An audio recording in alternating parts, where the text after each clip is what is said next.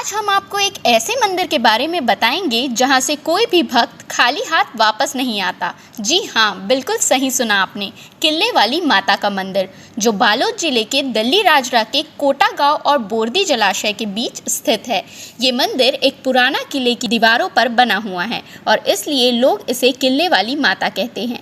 आसपास का माहौल इतना शांत और खूबसूरत है कि जब आप ऊपर पहुंचते हैं तो ऐसा लगता है जैसे माँ आदिशक्ति खुद पहाड़ों की चोटी पर विराजमान है। स्थानीय लोग बताते हैं कि कई पीढ़ियों से यहाँ लोग माँ की पूजा करते आ रहे हैं। नवरात्रि में तो यहाँ मेला जैसा माहौल रहता है।